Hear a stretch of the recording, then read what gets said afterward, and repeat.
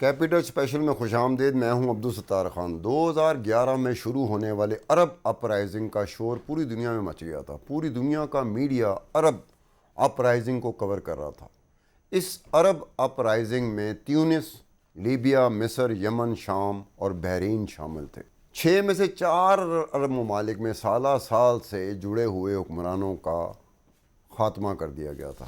Libya کے معمر Gaddafi جو 42 سال سے حکمرانی کر رہے تھے، اسی تحریک کی وجہ سے نہ صرف حکمرانی سے ہاتھ دھو بیٹھے بلکہ ہلاک بھی ہو گئے. مصر پر 30 سال تک حکمرانی کرنے والے حسنی مبارک کی حکومت بھی ختم ہو گئی تھی. یمن میں 22 سال تک حکمران رہنے والی علی عبداللہ صالح کی حکومت بھی ختم ہو گئی تھی. تیونس میں 24 سال تک حکمرانی کرنے والے زین العابدین بن علی کی حکومت بھی ختم ہو گئی تھی. اس تحریک کے سلسلے میں ہونے والے مظاہروں اور لانگ مارچ کے باوجود صرف 2 عرب ممالک کے حکمران بچ گئے تھے، جس میں شام کے بشر الاسد اور یمن کے بادشاہ حامد بن عیسیٰ الخلیفہ شامل ہے.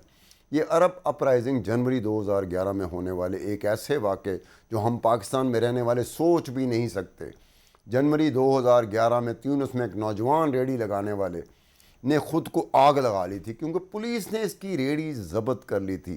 بس اس واقعے کی وجہ سے عرب اپرائزنگ نے جنم لیا اور پھر عرب کے 6 وہ ممالک اور ان کے حکمران اس کی زد میں آ گئے جہاں سالہ سال سے ڈکٹیٹر، بادشاہ اور حکمران قابض تھے. اسی ایک نوجوان ریڑھی والے کی ریڑھی ناجائز ضبط کرنے کی وجہ سے عوامی طوفان برپا ہو گیا اور 4 عرب کے ممالک کے سالہ سال سے حکمرانی کا جو چراغ تھا جل رہا تھا وہ گل ہو گیا. اس کے علاوہ مصر میں بھی ایک نوجوان خالد سعید پولیس کی حراست میں مارا گیا تھا، جس کے بعد حسنی مبارک کے خلاف مظاہرے لانگ مارچ شروع ہو گئے تھے، جس کی قیادت مصر کی مسلم برادرہڈ سیاسی جماعت کے سربراہ عبد الفتح کر رہے تھے. انہی مظاہروں کی وجہ سے مصر کے حکمران حسنی مبارک کی 30 سالہ حکومت ختم ہو گئی تھی. ہزاروں جانوں کا نذرانہ دینے کے باوجود مصر ایک مرتبہ پھر ڈکٹیٹرز کے پاس چلا گیا تھا. اس کے باوجود کہ ہزاروں مظاہرین نے عرب اپرائزنگ کے لیے اپنی جانوں کا نذرانہ دیا تھا. 4 ایسے ڈکٹیٹر حکمران تھے جن کو حکومت چھوڑنے میں مجبور بھی کر دیا تھا، لیکن کچھ عرصے بعد ہی مختلف عرب ممالک میں پھر وہی رجحان نے زور پکڑا جس کے خلاف عرب اپرائزنگ میں ہزاروں افراد نے اپنی جانوں کا نذرانہ دیا تھا. یہاں تک ہی بات ختم نہیں ہوتی. کچھ عرب ممالک میں خاص طور پر شام، لیبیا اور یمن میں خانہ جنگی شروع ہو گئی. عرب اپرائزنگ میں عام لوگ حکمرانوں کے خلاف اٹھ کھڑے ہوئے تھے، لیکن شام، لیبیا اور یمن میں یہی اپرائزنگ خانہ جنگی کی شکل اختیار کر گئی تھی، جو ان ممالک کے لیے زیادہ خطرناک صورتحال میں تبدیل ہو گئی ہے. اس طرح سے الجیریا میں بھی 2019 میں لوگوں نے الجیریا کے سالہ سال سے حکمران عبدالعزیز کو حکومت چھوڑنے پر مجبور کر دیا تھا، لیکن مظاہرین مسلسل کوشش کرتے رہے کہ حکومتی اختیارات سویلین حکمرانوں کو منتقل ہو جائیں. اسی طرح سوڈان میں بھی 2019 میں ہی ہزاروں مظاہرین نے جانوں کا نذرانہ دینے کے بعد سوڈان کے ڈکٹیٹر حکمران عمر البشیر کی حکومت کا تختہ فوج نے الٹ دیا تھا. لیکن مظاہرین کے اس وقت تک مظاہرے لانگ مارچ جاری رہے جب تک کہ فوج اور سویلین کی مشترکہ سوورین کونسل نہیں بن گئی. یہ وہ ممالک تھے، عرب ممالک تھے، جن کے بارے میں پہلے بھی کہہ چکا ہوں کہ یہاں ان کے بارے میں کہا جاتا ہے کہ ان ممالک میں ہر چیز کی گنجائش ہے حکومت کے معاملے میں، لیکن اگر گنجائش نہیں ہے تو وہ جمہوریت کی الیکشنز کی گنجائش نہیں ہے. لیکن ان ممالک کے بھی لوگوں نے تحریکیں چلائیں، ہزاروں کی تعداد میں جانوں کا نذرانہ دیا. یہ ضرور ہوا کہ ان 6 عرب ممالک میں سے 4 عرب ممالک کے جو سربراہ تھے، جو حکمران تھے، جو سالہ سال سے حکمران تھے، ان کی چھٹی ہو گئی اور ایک حکمران نہ صرف کہ ان کی حکومت ختم ہوئی تھی لیبیا کے سربراہ معمر قذافی کی، بلکہ وہ مارے بھی گئے تھے. اور ان عرب اپرائزنگ کی بنیادی وجہ یہ تھی کہ ایک عام آدمی سے یہ بات شروع ہوئی تھی.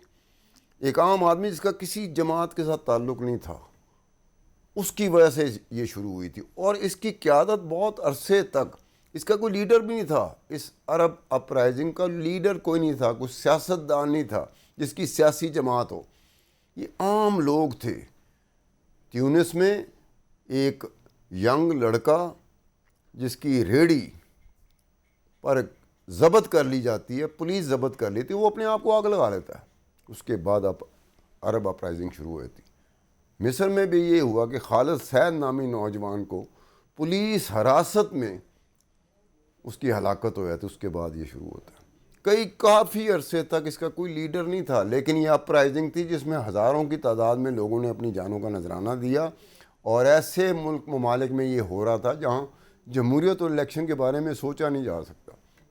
اس کے باوجود کہ ہزاروں جانوں کا نذرانہ دیا، مسلسل ایک تحریک چلی، حکمران ہٹائے گئے، حکمرانوں کو فوج نے ہٹایا، لیکن اس کے باوجود وہ جو جمہوریت اور الیکشنز کی بات تھی وہ ان ممالک میں ابھی تک نہیں آ سکی اس طرح سے جس طرح سے لوگ چاہتے تھے۔ تو مظاہرے ہوں یا لانگ مارچ ہو یا دھرنے ہوں، قربانیاں دینی پڑتی ہیں۔ قربانیوں کے بغیر کوئی ایسی بات نہیں ہے جو تاریخ میں ہو کہ قربانیوں کے بغیر کوئی چیز حاصل کر لی گئی ہو۔ اس لیے جب دھرنے کی بات ہوگی، جب لانگ مارچ کی بات ہوگی، جب مظاہروں کی بات ہوگی، تو ذہن میں ایک بات رہنی چاہیے کہ قربانیاں دینی پڑتی ہیں۔ قربانیاں دیے بغیر نہیں ہوتا کہ میں کوئی بڑک ماروں، میں کوئی کسی کو ڈرانے کی کوشش کروں تو اس کے نتیجے میں حکومت بدل جائے، انقلاب آ جائے، تبدیلی آ جائے۔ ایسا نہیں ہوتا۔ اسٹیبلشمنٹ بڑی مضبوط ہوتی ہے، اسٹیبلشمنٹ کے لیے ہٹانے کے لیے قربانیاں دینی پڑتی۔ اگر قربانیاں دینے کا عزم ہو، حوصلہ ہو کہ قربانی دی جا سکتی ہے، جان جا سکتی ہے، تو پھر دنیا کی طاقتور ترین حکمران، دنیا کی طاقتور ترین حکومت بھی ہل جاتی ہے۔ حکومتیں، حکمران بڑکوں سے نہیں ہلتے، اس کے لیے باقاعدہ عملی طور پہ جانا پڑتا ہے۔ یہ نہیں کہ لاٹھی چارج ہوا، آنسو گیس کی شیلنگ ہوئی تو آپ نے کہہ دیا کہ جناب ہو ظلم کی انتہا ہو گئی۔ تاریخ بھری، پوری دنیا کی تاریخ بھری پڑی ہوئی ہے کہ جب کوئی تحریک چلتی ہے، جب کوئی لانگ مارچ ہوتے ہیں، جب مظاہرے ہوتے ہیں، اپنی بات منوانی ہوتی ہے، تو پہلے ذہن میں رکھ لو کہ اس کے لیے قربانی دینی پڑے گی۔ قربانی کے بغیر دنیا میں کوئی چیز ممکن ہی نہیں ہوتی۔ اس کے ساتھ ہی عبدالستار خان کو اجازت دیجیے۔ خدا حافظ۔